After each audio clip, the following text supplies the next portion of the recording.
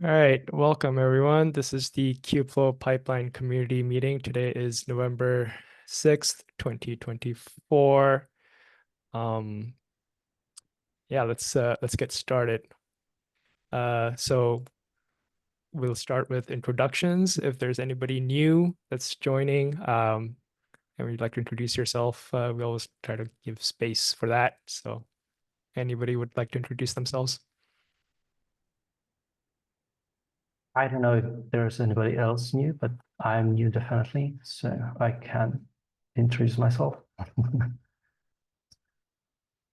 Okay, hello everybody. I'm Tom. I am with Red Hat, part of the Office of the CTO. We're currently exploring KFP for certain of our AI use cases. So I thought it might be nice of me to show up and talk to you guys because we have one thing that we would like to talk about from our side. And I think that's about it. Awesome. Nice to meet you. Anybody else? Hello, so I am Rehan.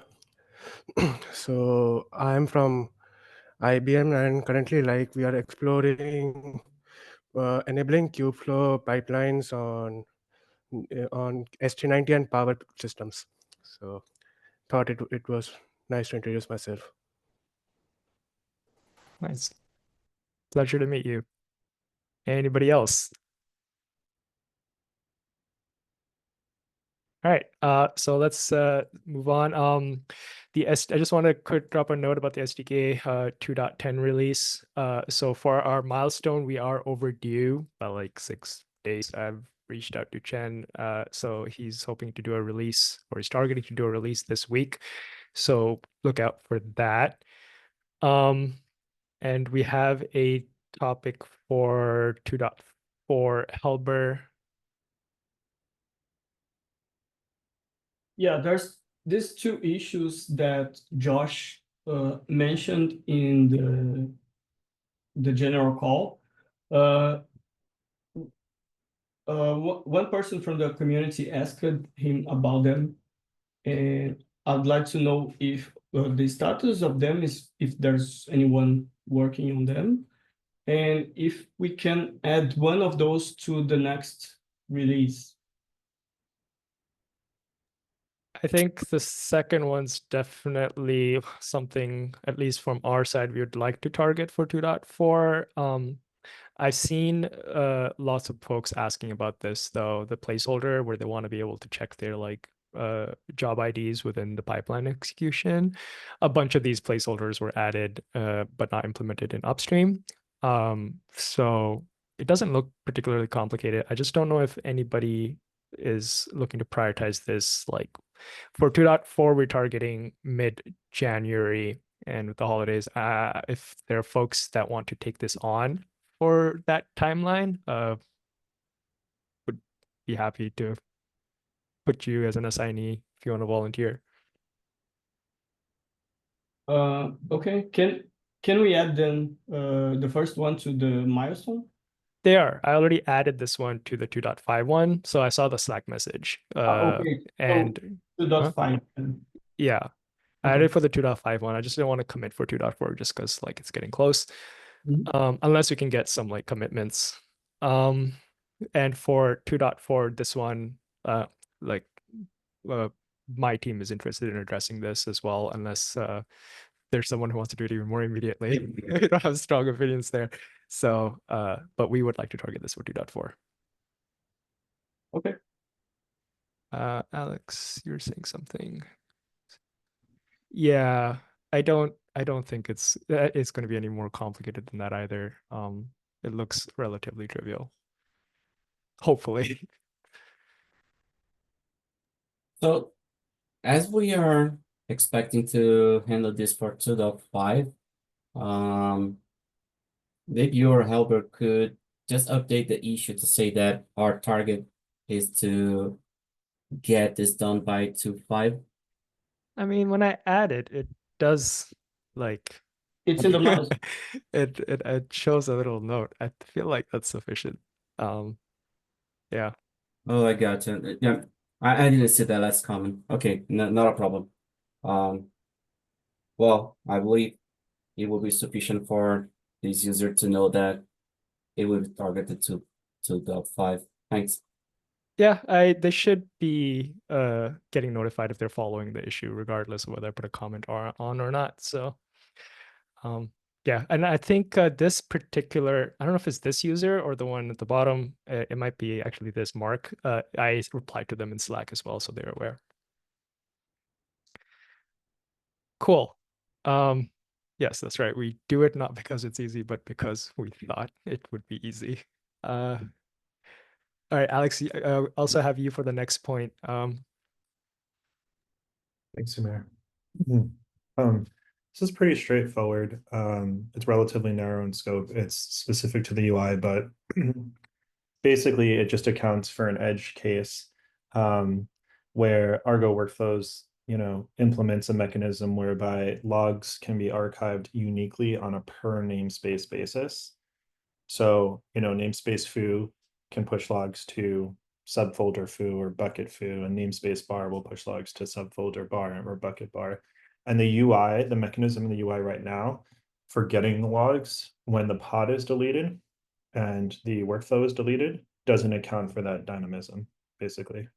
So this closes that gap. It's a fairly narrow edge case. Like you have to have the pod and the workflow garbage collected first of all. Although if the workflow is garbage collected, the pod is also garbage collected because it's a cascading delete. But this essentially just does a lookup for the corresponding config map. If it finds it, then it extracts the key format field from it.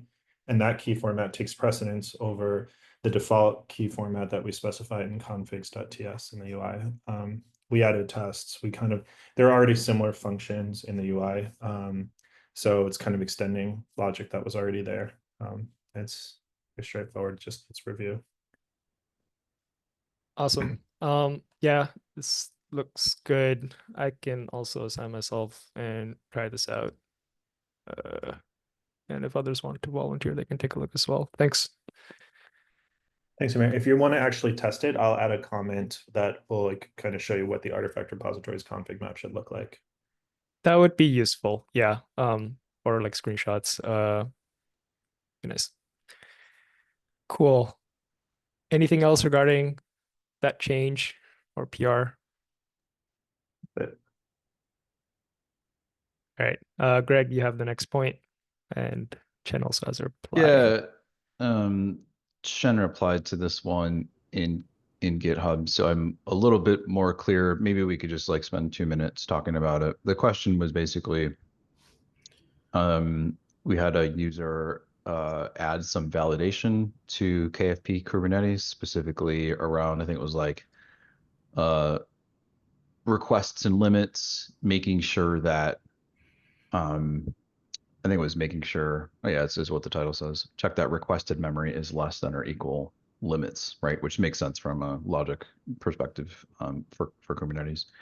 But overall, I didn't comment about too much about the logic and stuff and the code, more just the point of how much Kubernetes specific knowledge do we want to be adding into KFP Kubernetes. Basically, I've been kind of taking the approach that KFP Kubernetes is more of a, for lack of a better word, dumb YAML generator. Its responsibility is to just spit out a bunch of YAML and hand it off to the back end and let the back end do with it what it will. So that was kind of the objection or the thought that I had raised with this PR and kind of wanted to get other people's thoughts. I think Chen mostly echoed my thoughts on this and we're in agreement. He had some other good kind of follow-up points. Maybe we can kind of just see if any other people have a similar consensus that maybe we should just kind of keep KFP Kubernetes as you just kind of think of it as a YAML generator. Anyone else have thoughts that they want to add? This is, I think I've seen this. This is on the task. There's a bunch of these functions or methods that are what we're also kind of implementing on the Kubernetes platform package as well, right? So my thinking has been like, I hate that we have like the Kubernetes package, but again, it's stuff runs on Kubernetes and we've had like a need for it. And in an ideal world, like the data scientist doesn't have to think about Kubernetes and they're using Kubeflow pipelines, right? They can just be like, oh, I want this much memory. Oh, I want this much like CPU. But in Kubernetes, we have things like requests and limits. And how do you like, we can't really talk about that in a way unless we want to start reinventing things. So I don't know, frankly, where we land on that, but Well, I think that's a different topic. The request limits, those are Kubernetes concept. Also, arguably, they can be generic. But the fact is, currently they are in IR. They are not like set via the KIP-Kubernetes package. Mhm. I think for this PR, I think my kind of argument is like not really argument. I can just want to point out that I think we haven't done a good job on supporting the different scenarios consistently. We have very inconsistent story on which function supports dynamic value, like upstream task output, and which doesn't. And that's something we also having with the Google Cloud component. I'm trying to propose to resolve that now, but this is just an example. Like the client-side validation is very limited. Is only used for I don't know which one is more frequent. Probably the static value is more frequent in this case, but it's just I think I can like agree with Greg's comments in this PR. Yeah, and then the separate topic is whether we keep KIP Kubernetes a separate package or not. I think initially when we design V2, we don't have this package. We imagine we can like abstract away everything Kubernetes specific, so data scientists, they don't need to know. But the reality, I think there's still a group of users, they know Kubernetes well. They actually want to expose those like the underlying, for example, Kubernetes volume, those stuff. That's the reason we added this later. Yeah.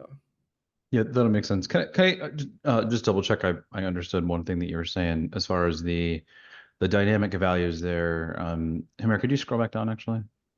So where it says set memory limit, and it passes in a hard-coded string of 8G, so 2 lines above there. Yeah, this is like a static value. So the that's value static. is at compilation time, right? We So- can validate so I think- from SVP. So what you're saying is like if that was a variable, which I don't know that we support that today. I think we don't for that function. And then another place you're setting in the request, that's another variable. We can do the validation at compile time because those are static values. But as soon as they're variables, we can't do the validation anymore. And at that point, it's up to Kubernetes to complain if it Yeah, it's finds up that to the problem. backend. Yeah. I think we Yeah. kind of have similar issue with the Vertex Yeah. backend as well. Yeah. And also on those setter message, and some we support dynamic, some we don't. Yeah. I think for Vertex, we support dynamic, we support variable for the CPU memory, Okay. but like we don't support for like caching option. Yeah. Those has to be static. Then the customers, they don't know which one support variable, which one doesn't. Yeah. We were working on one a couple meetings back. If you remember, it was for secret name for mounting a secret as a Yes. volume. We wanted to be able to do that dynamically, and we went down the long rabbit hole of F strings and all that stuff. That's still kind of like on our back burner. It's still something we want to get back to. Yes. Okay, so for the topic at hand, then, do we have a consensus that we should try to not bake Kubernetes specific backend specific logic into KFP Kubernetes like as it exists today, like Yep. tabling the idea that maybe it shouldn't exist down the line? Yeah, that would be my preference, but I think that's my vote too. Yeah. Does anyone else have like a vote on that specific issue or no, I thoughts? 100% agree. I misunderstood this. Yeah, Okay. we cannot Gotcha. be doing like the Yeah. same validation. In It'd be nice the if we- Python SDK, validate that those are valid Kubernetes values and that one is less than the other. And yeah. Mhm. Okay. I'll type up a kind of a summary of where we landed on this and add it to the PR and politely close the PR. Be sure to thank the author for writing it. But yeah, makes sense. Thanks all. All right, Helper.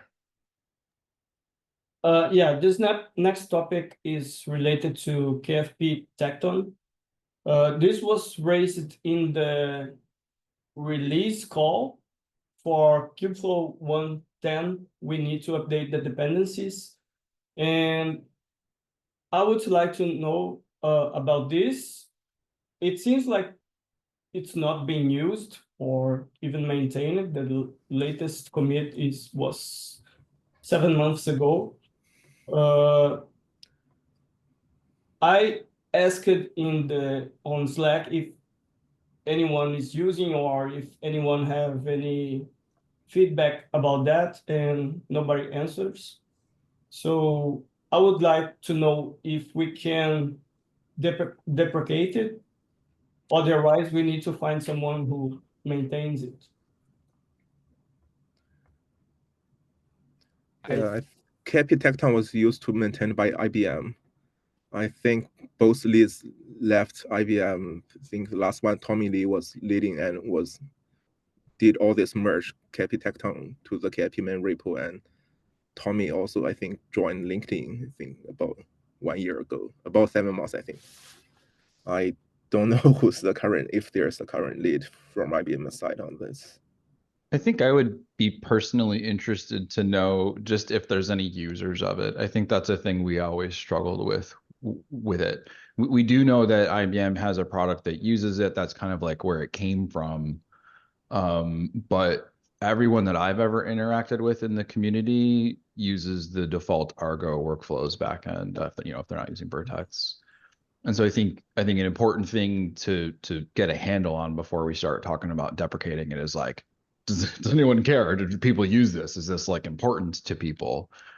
Because if it's not, then I think it's kind of a no-brainer, right? If we could do a survey and we could prove that there's literally no one other than IBM, and even maybe they don't care anymore because their maintainer is gone and they plan to go somewhere else, then that becomes a very easy decision to deprecate it and rip it out. Is there anyone on the call by any chance who does use it or feels strongly about keeping it? Maybe raise a hand or speak up. Would it make sense to do some kind of survey or mail or announcement about this? I will Would say be that like the question of support is one that even if like we get users saying like we're interested in it, we still need people to maintain it. And Yeah, we need, fair. and I feel Yeah. like it's a big enough change like a component aspect that requires like a long-term commitment from like almost, I would say, organizationally, right? You mean like a group of engineers working together to maintain it? It's going to be hard for just Yeah, like one person to do as a side job type deal. Yeah. because I feel like the fact of the matter is right now with what we have, like we don't have the bandwidth is where I would go towards, and I'm just being realistic here. So like we can certainly ask. I think we're gonna get back and find that like nobody's using it, right? But we can certainly do that to like better support our decision. But we should like also ask like the question, who is willing to support this? Because right now we do not have engineers to do that. And since we don't have that, I think that's a very reasonable reason to like just deprecate it. Has the community done a kind of like a survey on topics like this before? Maybe those of you that have been here longer than I, is there like do we have like a mechanism for finding out something like this? I know we don't have any kind of like telemetry or metrics or anything like that. No, I don't think we have anything like that. I think, I guess for this next step could be just maybe post a GitHub issue announcing the pending deprecation, and unless IBM folks like jump in and see they want to continue. Yeah. How do we discussion or issue? Strong opinions here. Okay, how about a GitHub issue followed by a Google group mail out, just so we can reach folks, and we'll link Slack. the GitHub issue. Yeah, Slack Slack. posts too. Yeah, I think just we can just like broadcast with all of the comms tools that we have and give it some time. Call Yeah. for or what are we interested in knowing? Interested in knowing who is using it? Yeah. And if And you're using it enough that you care about it, that you could maintain it, because we don't think we have a maintainer for it. Yeah. No, if you care about Yeah. maintaining it, ask for forgiveness rather than permission. Yeah. That's kind of where I was. Yeah.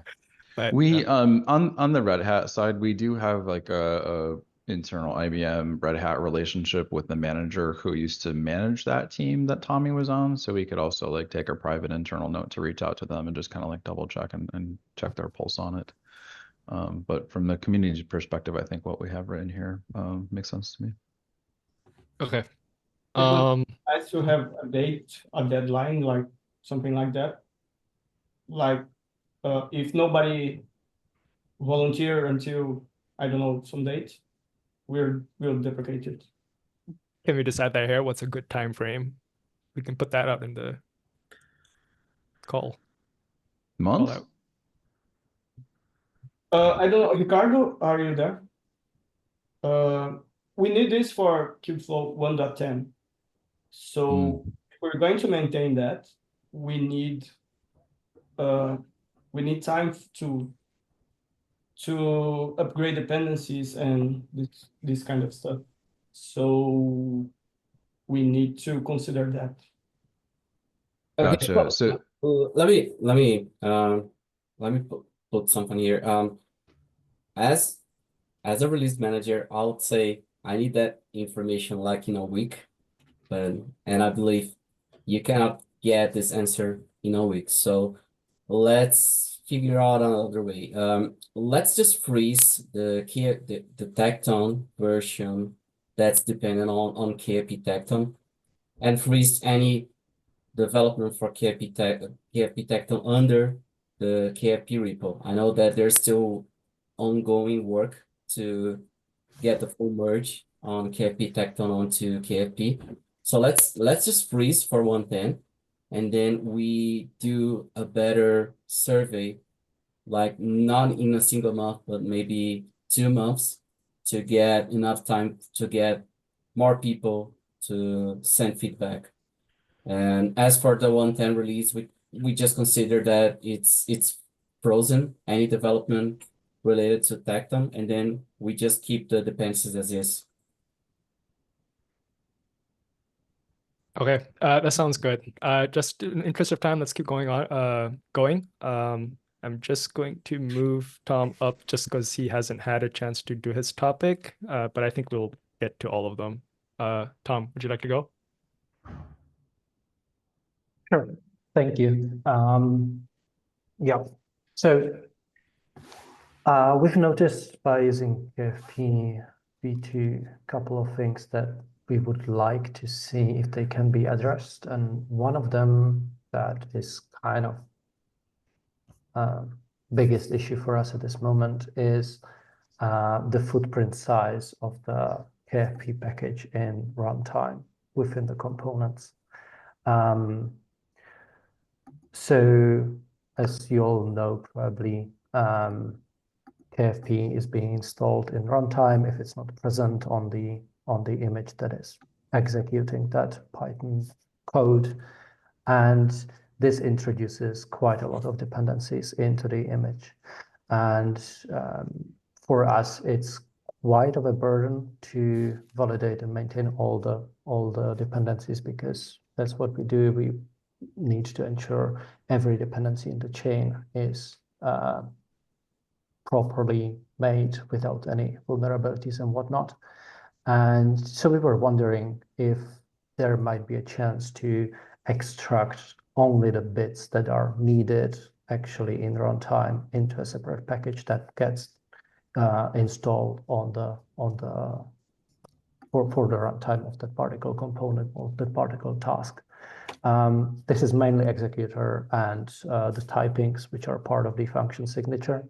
That's basically all that is needed there. The rest is just piggybacking on that KFP install or pip install KFP, but we don't need it in runtime. So that was our ask, if that something like that would be possible or wanted by the community.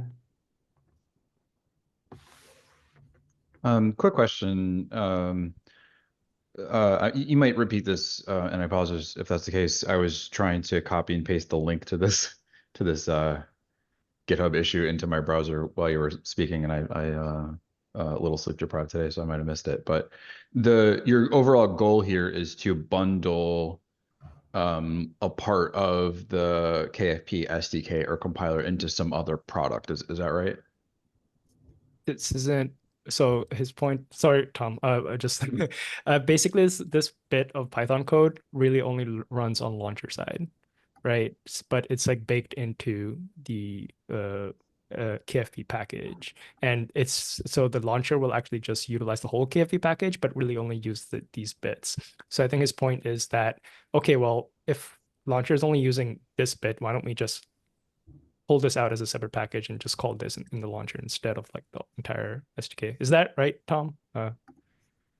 Yes. I see. In addition to that, like during runtime of that particle component, you basically, as an init step or step before executing the script, you basically do pip install, right, in the executor.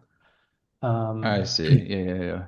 This So- seems like a no-brainer to me, right? Yeah, I can chime in on this. I think we had the same goal in the past, and we actually did part of the effort. I think at the end, Corner found out this is just kind of challenging to achieve. So we end up like taking a shortcut by today. When we install KP at runtime, we actually explicitly add a no install dependency arguments to the pip install command. So while we install the entire KP package, but like it's not really, we don't install any dependency. Part of the KP package might not be working, but also we don't rely on those at runtime. Does that make sense? Yeah, it So makes I think sense I as can a find the two shortcut. pointer like today. Yeah. In the past, we had the same issue when you install KP on runtime. Sometimes the dependency is like not available or they are incompatible. We got lots of those kind of like runtime installation error, and that's also what point us to this idea. And you can see the PR I sent in the chat. That's just a first step. That I can't forget the technical detail why we didn't finish this, but like I recall Corner mentioned there are some challenges to separate. We were trying to do the same, like separate a runtime package, only install this runtime package. Right. For us, it's more of a question of security and footprint and not installing things in the runtime and stuff like that. So, which can be worked around you still in a need to way, install, right? You still need Yes. to install something at runtime, right? And Yeah. actually before this in KP V1 we don't install anything. Instead, we like kind of like copy paste the entire runtime code into the command line arguments. The issue we hit was because like command args, there's a limitation, right? So when you add codes, we also add like user code to that. When you add KP package code to that, it can like consumes some limits there. And with V2, the code becomes larger, and then we evolved from copy and paste the runtime code to install the KP package. Yeah, that's just the history where how we landed Right. here. Alex has a good question, I think 2 good questions in the chat. Alex, feel free to unmute and speak up. Sure. I'm sure there are technical, barriers that I'm just not aware of, but I was wondering like what if we sideload this module through a config map, and that way it's it doesn't have to get pip installed, but it's available to the launcher. Alternatively, just making it part of the launcher so the launcher doesn't have this external dependency. Yeah, if we're just talking about like the 20 lines of code that Himer highlighted earlier, then like, I mean, that seems pretty viable to me. It's not 20 lines. I think it's much more than that. Just on top of my, I think when you bake this into the launcher, you trying to think. I think when we first developed KPV2, that code like evolved much quicker than the backend code. By baking this into the backend launcher image, you can like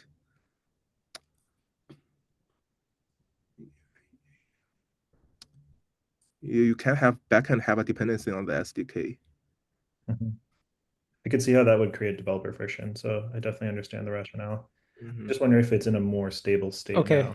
now. Sorry to cut everybody off here. Yeah, Is this something, Chen, that I could encourage you if you can have context, or I don't know if you have access to Connor or get his I have thought. Connor still around. so- I don't think Connor. Yeah, I can check with Connor. So I think what I'm getting is that we are not against this. It's just that we encounter challenges. So there seems to be agreement that if we can do this, it sounds like a favorable result, right? So I don't think we have blockers from like design direction. It's just more of like a technical thing. So hopefully that is enough to move on to the next topic. Greg, I know you have your hand up. Is that? Yeah, sorry, it was from earlier. Tom, is this something that you could take on, or you were planning on taking on if it's like a good idea? I personally don't think I can take on Okay. it myself, So it's but more like a pitch for an RFE. Okay. yeah, either that or I can take it back to the team. I'm not actually the one who filed the issue. I'm here on his behalf. So well, thank you. Yeah. Awesome. Okay, going to keep going. Alex, you guys have a design proposal? Sure. This one might be a little bit longer. Do you want to save it for the end? I just want to make sure we don't take time away from others. Sure. Sounds good. I'm sad because I love that topic. The next one's mine. I think we're kind of like where we need to be on this. We noticed that there were some different versions of Proto-C Gen Go in a couple different places in the backend code base. I think we've figured out that what happened was the API generator image got updated at one point, but the Go stubs in the API directory hadn't been updated. So we actually pushed a PR this morning that updated the cache key one. And so as far as we can tell, everything that needs to be on the latest version of that Gen Go, it's 1.33. Everything is on the latest version. So I don't think we really need to take time talking about that here. I think I wanted to raise two other related issues. The first one being, does anyone have any issue with trying to move this API generator over to GitHub GHCR instead of being on the GCP container registry, where I think probably only Chen can push to it. And then I think we kind of know what the standard versions are, so I had that as like a question. So I don't know that we need to talk about that here. I'm more just kind of curious about if we can kind of standardize on where that lives and make it so that anybody else can push to it. Yeah, I'm also kind of another kind of thing I thought of was, it seems like the generator lives under backend API, and maybe it deserves its own top level project in the monorepo. So yeah, just kind of those two questions I have. Chen provided a link to say that this is the source of truth. Also, there is a I just noticed that in the API this is a hash, but in the pipelines API the makefile is a latest. So it sounds to me like they should be the same, right? Probably latest, since we're building the image. Yep. So I think they should be the same. Yeah. Okay. It's also I don't know, it just bothered my organizational tendencies to have something in API use a thing that's generated from something that lives in backend API. So I was kind of hoping we can move the API generator into its own folder as well. Okay. Anything else for that? Yeah, I don't think so. I don't know if it matters what the Proto-C version is. I think that Gen Go version matters more. So I don't know if like 3.7, I think, is the version that you showed there, is like rather old, right? Like Proto-C itself is up in the like 28s, 2.28s or something like that. I don't know if like we should update that, or we're allowed to update that, or if anyone cares about that. I think the Go version is more important for this particular issue. Right. Yeah, I don't know. Any objections to trying to move the API generator to GACR and or moving the folder out from backend? I have just one question. Let's just pretend that we agree that we will move this to GHCR and always use the latest. For every new contribution, should this contributor make sure that it's always using the same privacy version to update all of the available proto files under KFP repo, or just update the one that it's contributing with? I think that question only applies if the version changes, and I'm under the impression that the version doesn't change a lot. That's right. Yeah. It's about the version Yeah. change. It's probably a good practice if you're doing some work to like edit a proto file and you recompile and you notice that, you know, API generator was rebuilt and the version changed, like we should probably do like a mass update. But I think ideally the thing to do is if someone does update the API generator image and pushes a new one, at that moment is probably when it makes the most sense to go regenerate all the files. Gotcha. Okay. Second question. This is, I think it's a question for Chin. There are some proto files under third-party ML metadata. Not sure what they are, but they are also outdated. How does it integrate between KIP and ML metadata, and is it safe to also update them, those proto files? Yeah, I don't know on top of my head. I can check. We can't I update don't. them, right? Like Yeah. we can't update it without updating in the MLMD repository, and because like we are just copying those profiles, essentially. Yeah, that's what it looked like to me too. So I certainly hesitated to update them. Yeah, it would be like updating MLMD's code without actually like pulling it from the MLMD repo, which feels The a little concern with not like right. generating them with a new Proto-C version as well is that if they are like backwards incompatibility changes, then like, well, You now can't talk to MLMD anymore. Yeah. now we yeah. have to like make a Yeah. pull request to MLMD and fix it. Yeah. So like it has to come from MLMD side. Yeah, that's all fair. Okay, cool. Thanks. All right, let's so we have a minute, but I'm around. Alex, if you guys want to kind of talk about this, Sure. we can go over it now, or you can save it for next. It's up to you guys. I have time if you guys are okay with that. I'm Let's do good. it. I'd love to hear it. Cool. Okay, so in a nutshell, right, there's a bit of a discrepancy between V1 and V2, where in V1 logs were stored as like outputs of components or executions, as they're called in MLMD. And that's part of the reason why like the logs tab not working. Nobody really objected to that because they could always just go to the inputs outputs tab and access the logs that way. In V2, that relationship is not being recorded. And that's why logs were kind of inaccessible in V2 once the pod and Argo workflow are garbage collected. And we implemented some fixes to support that, and they work, but they have some disadvantages. In particular, they're kind of complicated, brittle, and very, very platform specific. So the question that we were wondering was, do we want to store container logs as execution outputs, just like other output artifacts in V2? That's kind of the high level question. I'm not necessarily strongly opinionated one way or the other, but Mike is on this call. We kind of worked on this together. We started kind of trying to prove this out, but as we kind of dug in, there were a lot of design questions that surfaced, and that's kind of what we were hoping to get some clarity on here. So just a couple of considerations. Actually, go ahead, Greg. I see you have your arm raised, your virtual arm. Or You're not. muted. Talking on mute. Is your, I said virtual hand, not virtual arm. Anyway, yeah.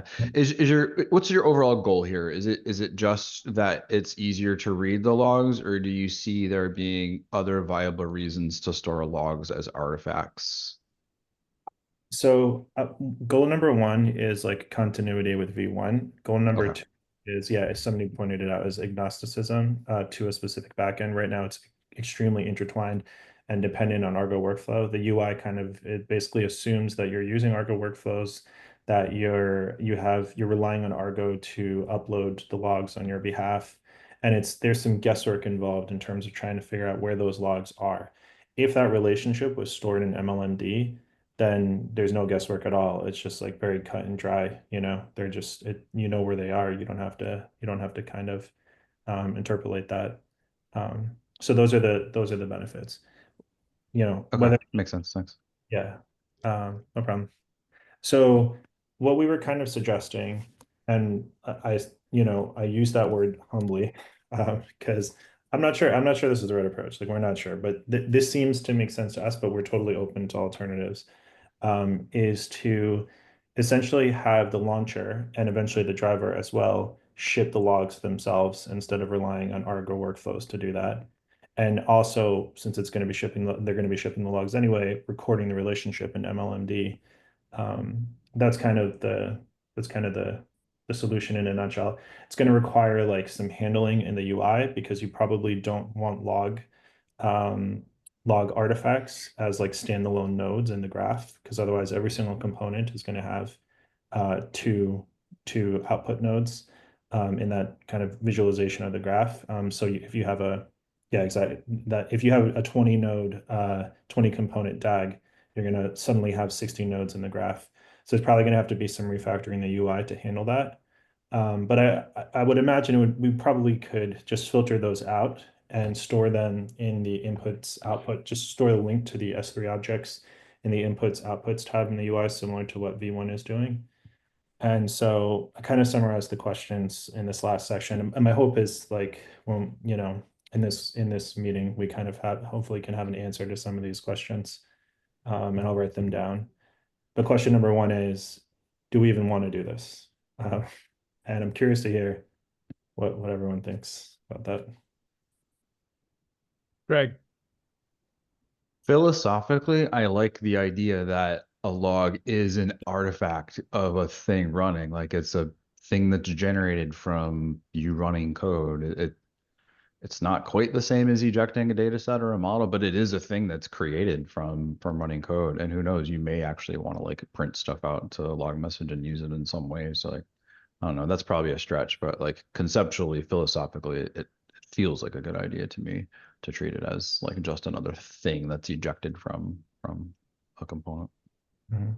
Cattib actually does that. Cattib uses the logs to do some programmatic stuff, but yeah, and I think in a lot of ways, like Kubernetes is like an ephemeral data. It has an ephemeral data store, and a lot of what KFP is solving for is persisting that data. And this is just like a gap in terms of what it's persisting. And that gap is kind of closed in a very like workflow orchestration engine specific way with the Argo archives. But that's not backend agnostic, and it's got, it's liable to change, and it's got some flimsiness to it. I've kind of had in the back of my mind too, like we often have customers that want to like look at pod logs that are like really, really old, and depending on your kube distribution, like they may or may not be there. They probably won't be there if you're looking after a long period of time. And the usual solution for that is like shipping those logs off somewhere else, like, shipping them to Splunk or ELK stack or something like that. And I think this kind of solves neatly for that problem for this use case anyway. Sorry, go ahead. That's where my mind went, is like it's worth asking if this is a concern of should be a concern for KFP or not. Because there are like plenty of when we talk about persistent logging, like there's a lot of solutions that you could like kind of couple with, but again, then that puts a dependency on like another service. I don't know, but worth thinking about. Yeah, that's a good point. And in fact, the Argo workflows like documentation around archive logs has a big disclaimer that says not recommended. So we're using something that they're kind of actively discouraging users from using. But that being said, it obviously exists for a reason. There's obviously a demand. I think setting up like an elk stack is like pretty complicated for your average data scientist. And being able to access the logs for your components directly in the KFP UI is probably a much better user experience than having to navigate to New Relic or whatever people are using to store stuff, or Splunk or whatever. But I guess one question I have is, was this taken out of V2 for any particular reason? Was it like an explicit removal, or was it just something that there wasn't time to get around to? No, I can answer this. There's not a decision we made. It's rather than just the priority resource limitation, and also whether like each feature has a strong user ask. So Gotcha. Okay, And that makes sense. I figured that was. Oh, sorry, Alex. Go ahead, Greg. No, you're good. I noticed that other folks had hands up too. Tom, I see. Yep. First thing, I'm not that much aware of KFP internals as much as you are, so take this just as a observer's note. When you are considering this thing, you will also need to take into account how it's going to impact the workflow, because currently uploading output artifacts is a blocking thing and it's preventing the next step from starting execution. So I can imagine cases where you have really large logs which will hold off the workflow from executing the next steps just to populate a log artifact. So that might be worth considering there. For sure, that makes sense. I mean, for whatever it's worth, if you have archive logs set to true in Argo workflows, there's like a publish stage that Argo handles. So it's just a question of like, is KFP handling it, or is Argo handling it, or is it just disabled? And this definitely should be toggleable, and maybe even default to off. Like archive logs defaults to off, I believe, at least in the UI. But yeah, that's a good point. Okay, so then, moving, unless did anybody have anything else to say before I move to the next question? Kind of just want to see if there's any like objections to pursuing this, if anyone has any. I would say that, again, my mind kind of still goes towards like I would want to take the Argo approach. If you wanted to implement this ourselves, we should definitely put a disclaimer like to the because like, again, I think that there are reasons why actual tools exist to do this very specific thing, because when you're running in production, that's what's required. And what I think we would implement like would be something that you can accommodate in your experimentation and your development as like when you're developing a pipeline, so on and so forth, but certainly not for production. For sure. I wonder if there's a way to like tie into some of those existing frameworks, but that might be a big lift. The thing is, like, KFP is already pushing artifacts, right? Like all the logic is there. It's already publishing artifacts and recording the relationships between artifacts and executions. So it's almost like the engineering lift is like halfway done. It's just a matter of calling that existing logic. Yep, that's true. One con is we're kind of reinventing something that Argo has solved, right? And that's an important drawback to take into consideration. Right. But I guess in this case, it's, well, I mean, it kind of helps the feature, like, because we're talking about like kind of like the context of agnosticism of the backing engine. If like a supposed hypothetical other backing engine wanted to use it just from a KFU perspective, then we would have that logic of uploading artifacts to a S3 or whatever. That would be like, doesn't matter if it's Argo or not. For sure. Yeah. Okay. Any other strong thoughts on this topic? Because I think that's pretty interesting. I think I kind of lean towards liking KFP to do it. I'm kind of curious if anyone else on the call has thoughts. Yeah, just wanted to raise one thing. Because I'm working on the enable time to leave for workflows under KFP. One of the things we agreed is that not only the workflow CR objects should be garbage collected, but also we need to remove the rows that belongs to that specific run. So I think it's a question for you, Greg, because you're more optimistic to see logs stored somewhere. In a case that KIP should handle KIP container logs collection somewhere, in that case, what do you believe? It's something. Is it something that we should keep, or is it something that we should treat just like we're doing with the database rows. It does that.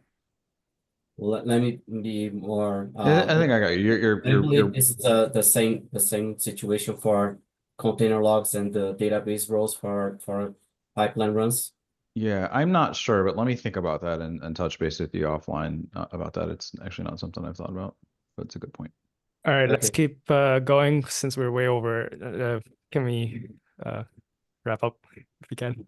Sure. I think we kind of have answers to these other questions, right? You know, sounds like we're kind of, if we do go down this route, we're kind of all on the same page that the launcher should publish and we should decouple from Argo workflow to the extent that we can. So I'm just going to say decouple here for now.